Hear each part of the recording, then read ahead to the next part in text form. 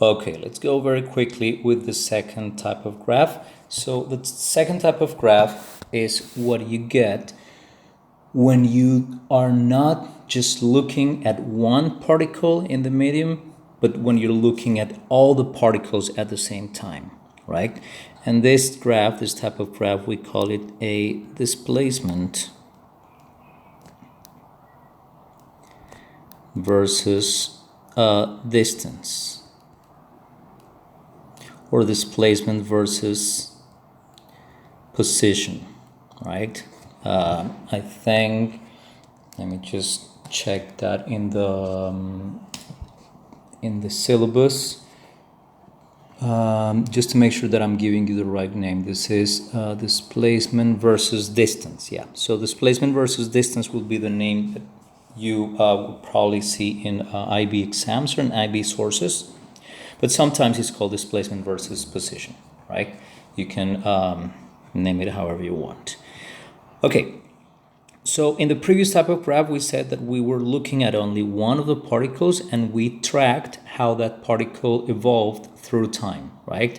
And the horizontal axis was the time. Now that will change now because in displacement versus distance graph, what we're gonna have is, again, the displacement will be our vertical axis, and that's very important because they're going to be given the same information in the vertical axis, but our horizontal axis will no longer be the time, it will be the distance, right?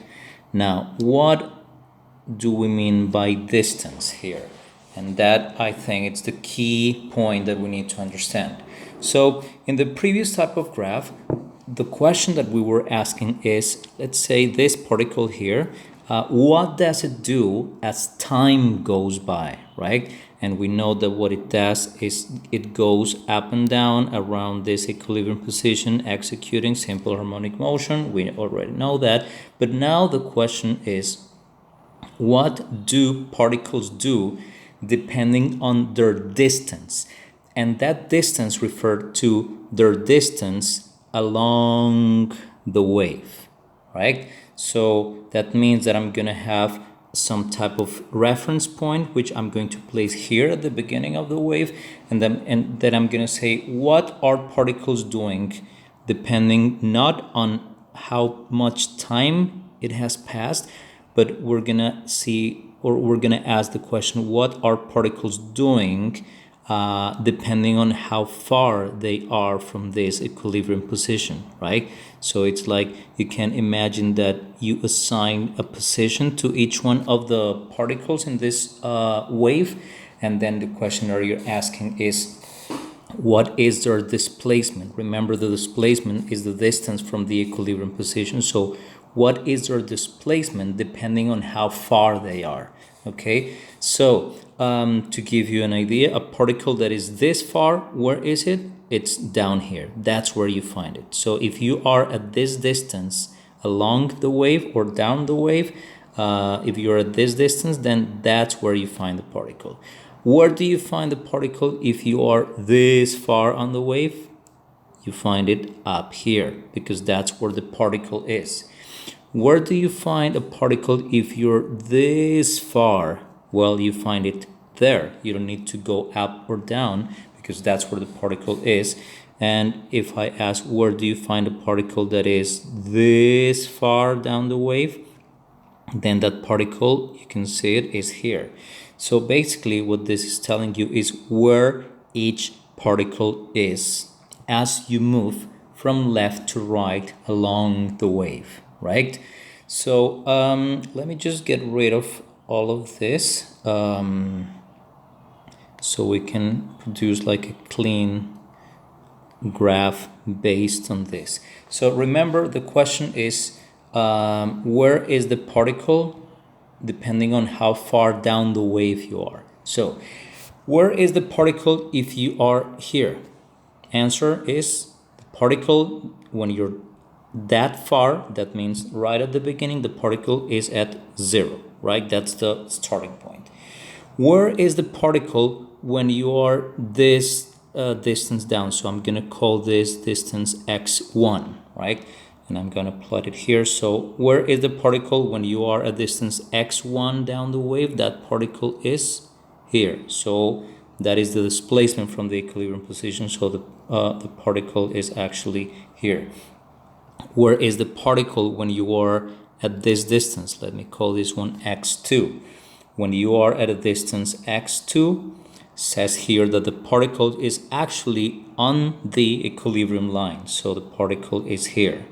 And if you keep asking that same question, where is the particle at position x3 or x4 or x5 or any position, what you will see is that at position x3, the particle is up here. At position x4, the particle will be at the maximum, right? You can see how at that position we're in maximum. Then what about x5? x5 is not yet in the equilibrium position, but it's a little bit lower, so it will be here. Then if I call this x6, then by the time we reach position x6, where is the particle? The particle is down here.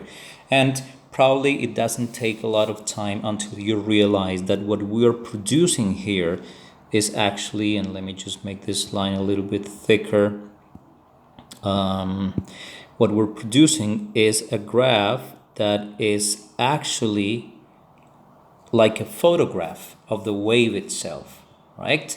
So the displacement versus distance graph, oops, let me go back to my original, I don't know if that was the original. So the displacement versus time versus distance graph shows the displacement, just like the other one, shows the displacement of all the particles in the medium. And that's a big difference. Particles in the medium, depending on their distance along or well down the string or down the medium, whatever medium it could be, down the water if this is a wave traveling through water, or in any position. So what we end up with is this graph. This I don't like this drawing because it's not very smooth, but whatever. Let me go back to my 4.5, I think. Let me just make it a little bit thicker to see if I can fix it. Okay, something like this. Okay, so this is the displacement graph, and that graph is produced for one particular instant of time, and that's the next thing. So it shows the displacement of all the particles in the medium depending on their distance along the string at one and only one particular instant of time, right? That's what it does. It shows that. The other one, well, I'm going to go back to the other one in a minute. So what is this graph showing here? What is this this particular graph showing us?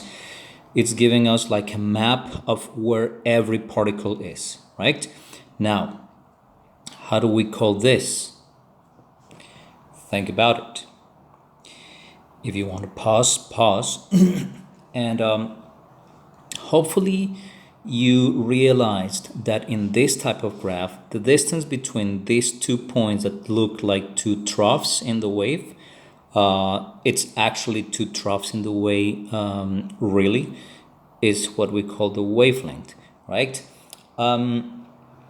This wavelength is, we defined wavelength as the distance between crests or troughs, and in this particular type of graph, these points are actual troughs of the wave, because remember, by plotting this graph, what we ended up producing is a photograph, if you want, of the wave itself.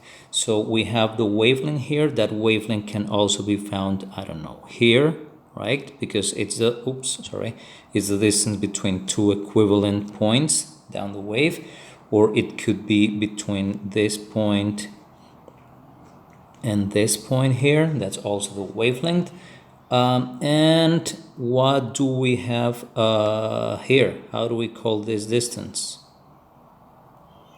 This distance, you got it right, hopefully, is the amplitude.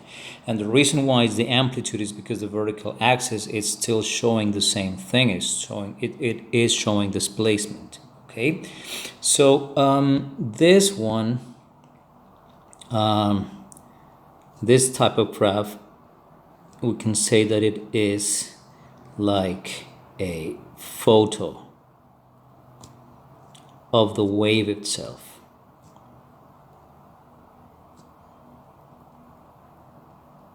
Right? And that's very important to remember, because when you look at a photo of the wave, you know that the distance between two troughs, here and here, will be a wavelength, and you know that the distance between that and the equilibrium line will be the amplitude, so that's easy to identify. Now, what are some differences with the other type of graph? Let me go back to the one that we had before. If you look at this one,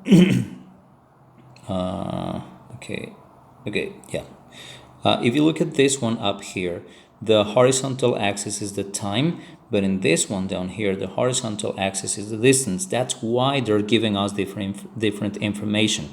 If you look at the distance between two of those consecutive points in the distance time, that will be the wavelength. But if you look at that in the displacement versus time graph, it's going to give you a time, and that time is the period of the wave. Now, would it be correct to call this point here and this point here crests? Can we call them crests? Hopefully your answer right now is no, we cannot call those crests, because this is not a photo of the wave. This is just a graph that tells me how one particle moves, not how the whole wave is moving. If I want to see how the whole wave looks, then this is the type of graph that I should be looking at, right?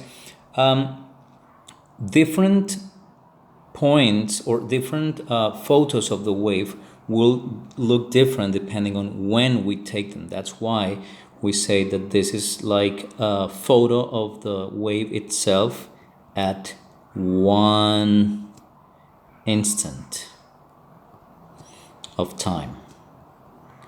If you change the time, if you take the photograph a little bit later, the wave is going to look very different. Okay, so we're gonna stop here, and we're gonna go to questions if you have some.